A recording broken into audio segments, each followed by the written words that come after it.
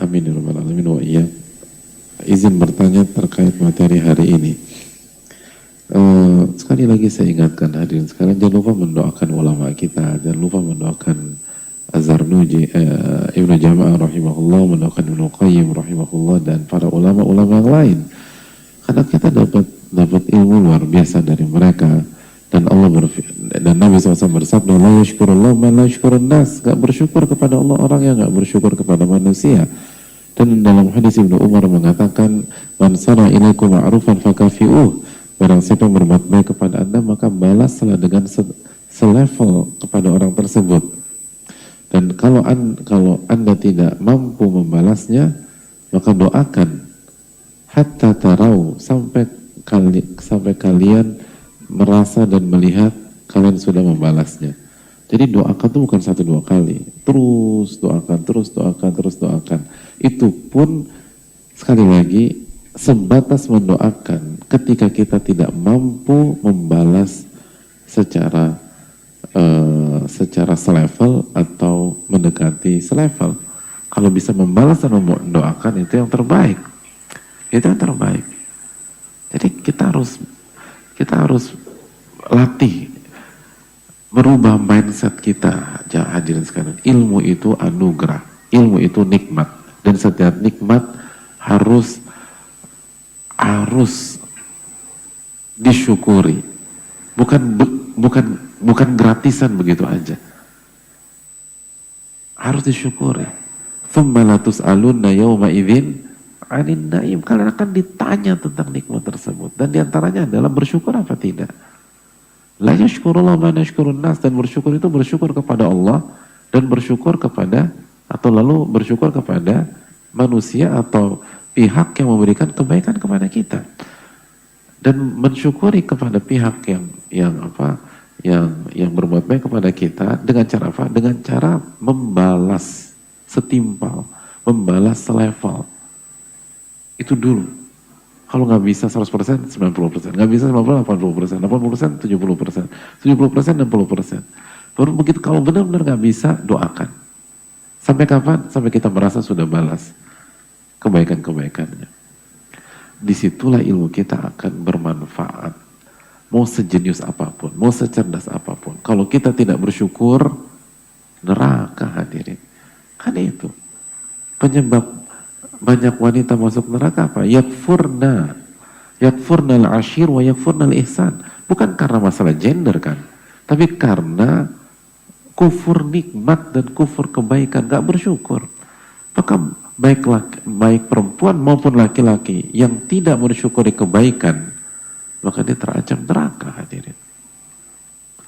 Jadi jangan berpikir dapat ilmu pulang selesai masalah, enggak. Jangan samakan ini dengan hal lain. Ini ilmu agama hadirin sekalian. Ini kenikmatan. Cara berpikirnya adalah kenikmatan, harus disyukuri. Dan harus terbiasa. Artinya kalau kita tidak mendoakan itu udah paling mentok. Kalau ini juga nggak ada, ya kita, bagaimana kita dikatakan kita sebagai orang bersyukur? Hanya mendoakan opsi terakhir. Sebagaimana sabda Nabi SAW. Yang kalau tidak kita lakukan, berarti nggak ada opsi lagi untuk itu. Berarti kita nggak ngamalin. Dan kalau kita nggak ngamalin, ada masalah besar dalam diri kita. Walaupun kita keluar dari majelis ini, paham 100%. Tapi yang diminta oleh Allah bukan hanya paham. Yang diminta oleh Allah adalah bagaimana bersyukur kepada Allah Subhanahu wa ta'ala. Maka ini yang harus direnungkan terus, ditanamkan terus. Sudahkah kita bersyukur? Bersyukur kepada Allah, lalu bersyukur kepada manusia. Dan jangan pernah lupakan doa. Itu untuk kebaikan kita. Dan kalau kita nggak bisa menghargai nikmat tertinggi, yaitu nikmat hidayah dan nikmat ilmu, kita nggak akan mungkin bisa menghargai nikmat yang di bawahnya. Simpelnya gini loh, kalau kita nggak bisa berterima kasih dan balas budi kepada orang yang telah kasih kita 100 miliar, Mungkinkah kita punya mental berterima kasih dan balas budi ke orang yang kasih kita 1 juta atau 2 juta rupiah? Ya mustahil. Paling 100 miliar aja Anda nggak bisa balas budi kok. Mental balas budi ya, bukan ngebalas balas 100 miliar. Tapi ucapan terima kasih Anda nggak ucapkan. Padahal dia kasih 100 miliar loh. Gimana ngasih dikit? Yang kasih banyak aja Anda cuekin. Itu poin. Jadi sesimpel itu aja. Dan apa namanya? Dan sebaliknya, kalau ada orang kasih duit sama kita, ada orang transfer kita 10 miliar, mungkin jazakumullah khairnya sampai pekan depan kali. Jazakumullah khair. Besoknya jazakumullah khair lagi. Besoknya jazakumullah khair. Jazakumullah khair. Mungkin sampai bulan depan. Terima kasih, syukron, thank you. Semua bahasa dicurahkan. Oke, itu yang kasih 10 miliar. Lalu bagaimana dengan satu ayat? Bagaimana dengan satu hadis? Yang Allah berfirman dalam surat Yunus, wa khairun mimma yajma'un. Ayat Quran itu lebih baik daripada seluruh harta yang mereka kumpulkan. Lebih baik kepada dunia dan seisinya. Benarkah kita meyakini bahwa ilmu itu di atas harta? Bukan dengan lisan hadirin, tapi bagaimana sikap kita dan cara kita merespon itu. Dan itu ujian tersendiri yang akan kita pertanggungjawabkan pada hari kiamat nanti. Wallahu ta'ala bishawab.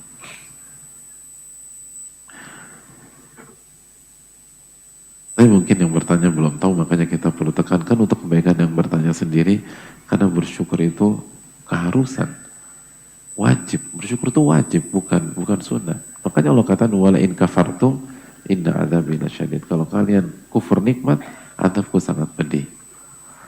Azabku sangat pedih.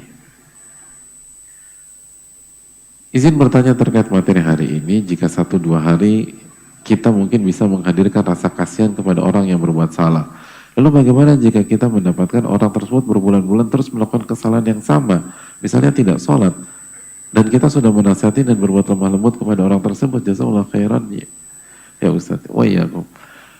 Kalau satu sholat aja kita punya rasa iba, apalagi 1 bulan dia nggak sholat, itu dosanya kayak apa hadirin?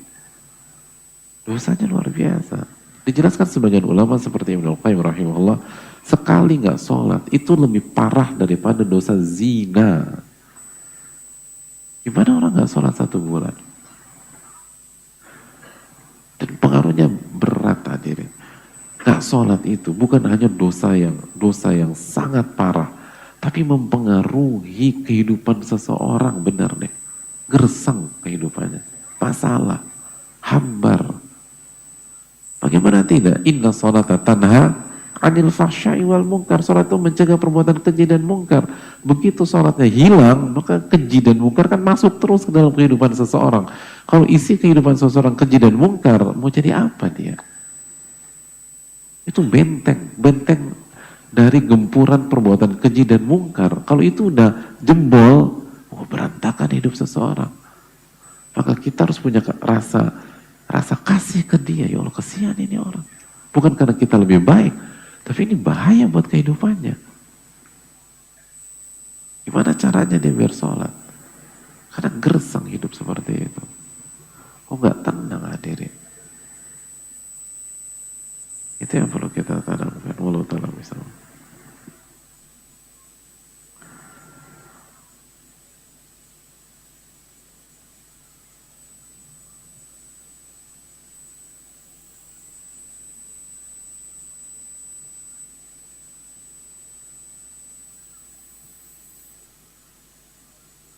Assalamualaikum warahmatullahi wabarakatuh. Waalaikumsalam warahmatullahi wabarakatuh. Semoga Allah merahmati Ibnu Jamaah rahimahullah, Ustadz, para panitia serta jamaah dimanapun mereka menuntut ilmu. Amin ya rabbal alamin. Dan semoga Allah merahmati seluruh kaum muslimin. Amin ya rabbal alamin. Dan semoga Allah merahmati yang bertanya. Izin bertanya Ustadz, qadarullah wa syafa'al, penyakit saya kambuh ketika sedang bawa mobil menuju masjid ini. Alhamdulillah saat serangan saya masih bisa membawa pulang mobil ke rumah. Saat ini saya hanya bisa berbaring di kamar. Pertanyaan saya, Ustadz, bagaimana saya wudhu untuk sholat? Apakah bisa tayamum atau dipercikan air oleh istri saya? Soalnya berdiri saja tidak mampu. serta doakan saya semoga lekas sembuh dan bisa menuntut ilmu lagi. Jazakallahu khair Ustaz atas jawabannya wa iyyakum. Nas'alullah al-azim rabbul arsyil azim an yashfiyahu shifaan ajilan shifaan la yughadiru saqama wa Allahumma adhibil ba's rabban nas ishfihi wa anta syafi la shifaa ila shifauka shifaun la yughadiru saqama. Semoga Allah memberikan kesembuhan pada yang bertanya dan semoga Allah SWT menggugurkan segala khilaf beliau dan semoga Allah mengangkat derajat beliau di dunia maupun di akhirat kelak, amin ya rabbal alamin. Dan untuk sholat kalau bisa diwudhukan oleh istrinya diwudhukan, kalau nggak bisa tayamum lalu dia sholat dan semoga Allah SWT memberikan pahala yang sangat besar. Dan kalau tidak bisa berdiri jangan dipaksakan berdiri, dia bisa sholat sambil duduk atau berbaring. Dan semoga Allah SWT memberikan kebaikan dalam musibah yang menimpa beliau ini dan membuat iman beliau tambah kuat lagi dan tambah terbuka lagi bahwa memang sebagaimana kata Nabi SAW, Allahumma la aisha illa aishul akhirah. Ya Allah, tidak ada kehidupan kecuali kehidupan akhirat. Allah Ta'ala misal.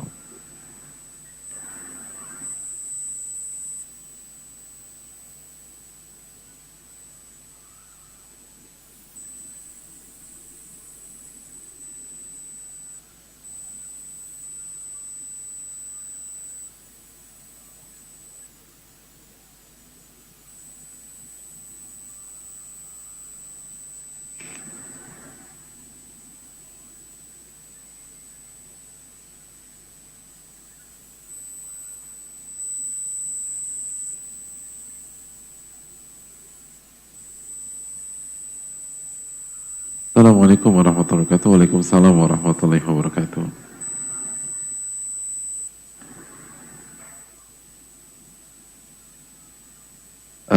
Semoga Allah menjaga menjaga kesehatan dan keberkahan bagi para ulama, ustadz, keluarga, seluruh tim. Allahumma amin amin rabbal alamin. Begitu juga yang bertanya.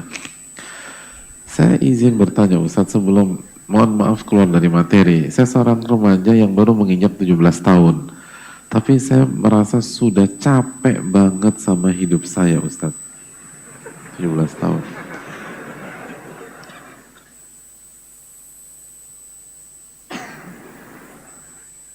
Udah, cukup. Apa ya teman-teman? Tapi ini pertanyaan serius ya. Ini pertanyaan serius. Saran saya untuk case ini kita jangan tertawa, tapi lebih ke doa. Alhamdulillahilladzi afani mimma btalahu bihi wa faddalani ala katsirin mimman khalaqa tafdila. Segala puji bagi Allah yang telah menyelamatkan saya atau menyelamatkan kita dari ujian beliau tersebut dan mengangkat kita dari banyak hamba-hamba Allah Subhanahu wa Ta'ala. Mari kita lihat, dimulai dari masalah keluarga, pertemanan, pendidikan, dan lain-lain. Saya mohon nasihatnya, karena saya merasa terganggu banget. Saya sering overthinking, insecure, dan ada sisi trauma dari pandemi kemarin karena ada anggota keluarga saya yang wafat. Kesehatan fisik saya juga mulai terganggu. Apalagi kalau sholat saya jadi gagal fokus, mulai nggak ikut kajian-kajian rutin lagi. Saya cukup sedih kalau iman saya ikut terkena percikan dari masalah saya. Semakin hari rasanya hampa, kayak nggak ada semangat dalam diri saya. Ustadz, kalau sudah capek banget, saya cuma bisa menangis sendirian. Melihat teman-teman saya yang stres pada ngelampiasin ke hal negatif, nyakitin diri sendiri. Tujuan mereka sama kayak saya, ingin tenang, istirahat saja sebenarnya. Kadang kepikiran buat lampiasin kayak mereka, tapi saya takut kalau nanti urusannya malah panjang di akhirat. Jadi saya ngerasa nggak punya solusi, Ustadz. Mohon nasihatnya, jazakallahu khairan. Terima kasih atas pertanyaannya, semoga Allah memberikan taufik kepada kita dan penanya. Yang pertama sekali lagi, inilah pentingnya minta pertolongan kepada Allah Tabaraka wa Ta'ala. Hidayah itu mahal dihadirin. Hidayah itu mahal, sangat mahal. Terus yang kedua, istiqomah itu susah. ila man yassarahullah, kecuali yang dimudahkan oleh Allah Subhanahu wa taala. Lalu jadi terus minta pertolongan dan jangan berpikir ketika malam ini kita nggak pernah terbesit nyikapin hidup kita sebagaimana pernahnya ini, belum tentu minggu depan pun sama, belum tentu bulan depan sama. Kalau Allah cabut hidayah, kita bisa lebih berantakan lagi, hadirin. Makanya ketika kita mendengar pertanyaan seperti ini, hendaknya kita yang pertama bersyukur dulu lah sama Allah. Allah masih jaga kita. Dan lalu doakan yang bertanya, semoga Allah memberikan taufik kepada dia. Dan ini jadi ibrah untuk jaga hidayah tersebut. Allah udah kasih hidayah, masa kita lepas? Allah sudah kasih hidayah, jangan kita sia-siakan. Jangan kita kufur nikmat, karena mahal benar-benar ya. Dan benar, ketika hidayah dicabut, ilmu nafi dicabut, itu masalah yang standar pun akan terkesan sangat pelik gitu loh. Kenapa antum, misalnya kenapa sebagian tadi dari jamaah tertawa? Saya rasa bukan meremehkan yang bertanya, tetapi mayoritas yang bertawa yang saya lihat itu usianya di atas 17 tahun dan sudah pernah mengalami situasi di usia 17 tahun. Secara umum kita tahu lah, secara umum ya, kita belum tahu bagaimana masalah yang bertanya, tapi secara umum 17 tahun itu masih belum ada apa-apa, hadirin. Belum ada apa. Dan kita pernah ngerasain itu kan. 17 tahun tuh kita sekolah kelas berapa? SMP. Itu nggak naik berapa tahun sih? 17 tahun kan SMP sih. Gitu. Kalau antum 17 tahun SMP gitu loh. Dan sekarang tuh bisa ketawa-tawa. Jadi tahu kan bagaimana level kita waktu 17 tahun gitu loh. Artinya waktu 17 tahun waktu kita SMA misalnya, kita ngerasain deh kayaknya tamat nih hidup gue nih. Pernah ngomong gitu gak sih waktu 17 tahun di SMA gitu? Hancur deh gitu. Hancur, mati gue nih, mati gitu loh. Atau apa sih bahasa dulu tuh? Kelar deh hidup gue, kelar. Dan ketika kita kuliah, lalu kita menatap ke belakang, kita kan ketawa-ketawa sendiri. Kok masalah gitu aja kelar? Dibanding masalah kita pada saat kita kuliah. Dan di kuliah juga nanti gitu lagi, kelar hidup gue nih, kelar nih, mati gue nih, selesai riwayat gue. Nanti 5 tahun kemudian, 10 tahun kemudian pas kita udah kerja dan segala macam hiruk pikuk, kita menengok ke belakang, kita akan geli sendiri. Kok masalah kampus gitu aja kelar? Karena kita ngadepin masalah yang jauh lebih berat. Dan begitu seterusnya. Begitu seterusnya. Kenapa kita berpikir demikian? Berarti bukan karena masalahnya, tapi karena ilmu dan imannya itu masalahnya. Maka kuncinya simpel, perbaiki ilmu dan perbaiki iman, dan yang terakhir lingkungan. Tadi kan bilang kan teman-temannya nyakitin diri sendiri juga. Ya jangan bergaul sama orang-orang kayak gitu. Kita butuh orang-orang yang sabar, yang baik, yang bersyukur, yang beriman kepada takdir sehingga bisa menjadi booster keimanan kita. Berarti penanya dan kita semua butuh lingkungan yang bisa meningkatkan keimanan kita kepada Allah Subhanahu wa taala. Saya rasa cukup sampai di sini. Jazakallahu khairan. Subhanakallahumma wa bihamdika, la ilaha illa anta, astaghfiruka wa atubu ilaik. Assalamualaikum warahmatullahi wabarakatuh. Syukran.